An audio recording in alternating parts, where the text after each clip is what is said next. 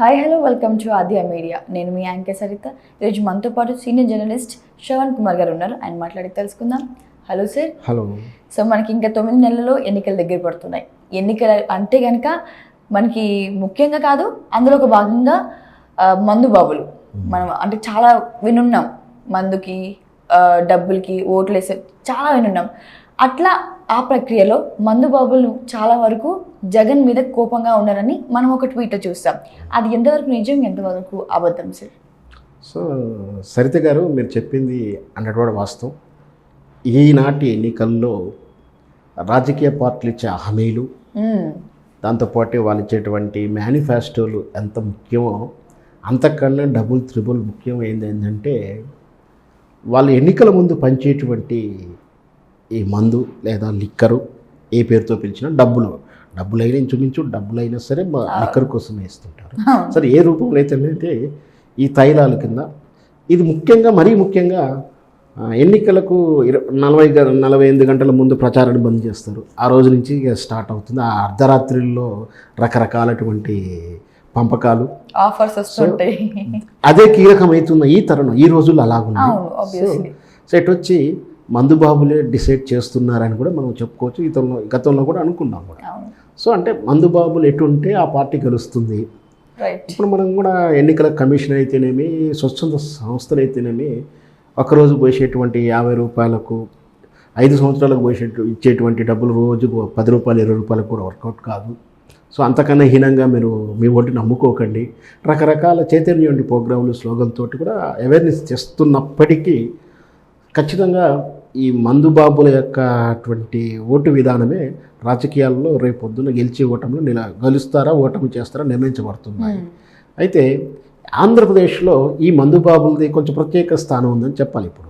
ఎందుకంటే ఇక్కడ ఆల్రెడీ ఉన్నటువంటి వైఎస్ఆర్పి పార్టీ ఎన్నికల ముందు వచ్చే ముందు రాబోయేటువంటి నా ప్రభుత్వంలో క్రమేపీ మద్యపాన నిషేధం చేస్తాను అనే ఒక హామీ ఇచ్చడం జరిగింది. ఫస్ట్ పూర్తి నిషేధం అన్నారు, తర్వాత క్రమేపీ అన్నాడు. ఈ క్రమేపీ కొరకే అధిక ధరలకు అమ్మడం జరిగింది. ఎందుకంటే తక్కువ ధరకుంటే ఎక్కువ తాగుతారు అనే ఉద్దేశం మీద ఆయన అత్యధిక ధరకు పెట్టాడు. కానీ ఇతర ప్రతిపక్షాలు విమర్శించేది ఏంటంటే ఆదాయ వనరులు సంపాదించడం చేతగాక ఈ 3 రేట్లు పెంచారు అనేది ప్రతిపక్షాల ఆరోపణ. సో తను వైఎస్ఆర్పీ పార్టీని వాదించేటి ఏమిటంటే అధిక మొత్తంలో పెంచితే తాగడం బంద్ చేస్తారు, ధర ఖర్చు పెట్టలేక తగ్గిస్తారు అని అన్నారే. కానీ వాస్తవానికి అలా కాదు. అప్పు చేసేవాడు కానీ సంపాదించేవాడు కానీ తాగడానికి కోసం ఖర్చు పెడతాడు. ఇంకా 10 రూపాయలు ఎక్కువ అప్పు చేయడం కానీ, ఏమీ దొరకనప్పుడు ఇంట్లో ఉన్న వస్తువులు అమ్మడం కానీ జరుగుతూ ఉంటుంది. సహజంగా ఇది గ్రామీణ వాతావరణంలో జరిగినటువంటి విధానాలు. సో ఇక్కడ దాంతోపాటు అక్కడ ఉన్న మైనస్ ఏంటంటే బ్రాండ్లు అక్కడ ఉన్న లిక్కర్ బ్రాండ్స్ కన్ఫ్యూజ్తో పాటు విచిత్రమైన పేర్లు, దాంతోపాటు వాటి మీద అపనమ్మకం ఏర్పడింది. ఏంటంటే అవన్నీ కల్తీ అని, లోకల్ మేడ్ అని, సో వాటి తాగితే అనారోగ్యంగా ఉంటుందని సో బాధతో ఉన్నారు. దాంతోపాటు ఏం చేస్తున్నారంటే సహజంగా ఎంత మన రాష్ట్రం విడిపోయినప్పటికీ తెలంగాణతోటి అనుబంధాలు ఉన్నాయి. అంటే సరిహద్దు జిల్లాలు, సరిహద్దు ప్రాంతం అయినప్పటికీ అవి కాకుండా డైరెక్ట్ హైదరాబాద్తో లింక్స్ అన్నింటికుంటున్నాయి. సో ఏదో రూపంలో ఆంధ్రప్రదేశ్తో కానీ లేదా ఆంధ్రప్రదేశ్కి ఇతర రాష్ట్రాలతో ఉన్నట్టు అనుబంధంగా ఉన్నట్టు సరిహద్దుల్లో నుంచి వాళ్ళు వాళ్ళకి నచ్చిన బ్రాండ్ తెచ్చుకోవడానికి ప్రయత్నం చేస్తుంటే అక్కడ కేసులు అవుతున్నాయి. అవును, రైట్. సో కేసులు తరగా వేధింపుల విషయం కానీ, వాళ్ళ రుచికరమైన మందు దొరకపోవడం కానీ, అత్యధికమైనటువంటి ధరలు దొరకడం వల్ల మందుబాబులు అంత కోపంగా ఉన్నారని, వీళ్ళని ప్రతిపక్షంలో ఉండే తెలుగుదేశం పార్టీ కాన్సన్ట్రేట్ చేసి మద్యపాన్ని నిషేధించలేదని వీటిని మొబిలైజ్ చేస్తూ ఒక ప్రచారం అయితే మొదలుపెట్టారు. సో రేపు పొద్దున నిజంగా కూడా వీళ్ళు చెప్తున్న ప్రకారం కానీ ఈ మందుబాబులు ఒక కోపం వచ్చినప్పుడు కానీ, బాధలు ఇచ్చినప్పుడు వాళ్ళు వ్యతిరేకంగా ఓటేస్తే నిజంగా కూడా వైఎస్ఆర్పీ పార్టీ అనుకునే సీట్లు సాధించకపోవచ్చు. సో మరి ఇంత జరుగుతున్నా సార్, సో మద్యపానం వల్ల చాలామంది చాలా గొడవలు జరుగుతున్నా కూడా రాజకీయ టైంలో, ఎన్నికల టైంలో రాజకీయ పరంగా ఇది తప్పు అని మనకి అందరికీ తెలుసు, వాళ్ళకి తెలుసు. అయినప్పటికీ మద్యపానం ఎందుకు నిషేధించట్లేదు సార్ వీళ్ళు? వాస్తవానికి రాష్ట్ర ప్రభుత్వాలకు ఆదాయం ఎంత కూడా మన దేశంలో అన్ని రాష్ట్రాలలో సుమారు నాకు తెలిసినంత ఒక రాష్ట్రం మాత్రం మద్యపాన నిషేధం అమల్లో ఉంది. మిగతా అన్ని రాష్ట్రాలలో కూడా మద్యపానం అమల్లో ఉంది. ఆర్థిక వనరులు కూడా వాళ్ళకు ముఖ్యంగా వచ్చేది మద్యపానం వల్ల. అలాంటి మద్యపానాన్ని వదులుకుంటే ఈ రోజుల్లో ప్రతి ప్రభుత్వం ఉచిత పథకాల పేరు, రకరకాల పథకాల పేరు మీద ప్రజలకు హామీలు ఇచ్చి ఉన్నది. సో ఆదాయ వనరులు ఇదే కాబట్టి నిషేధిస్తానికి ఎక్కువ ఆలోచించదు. పైగా ఇది లేకపోతే వాళ్ళు సంక్షేమ పథకం అమలు చేయలేరు. దానివల్ల ఈ మద్యపానం మీద ఆధారపడి ఉంటుంది.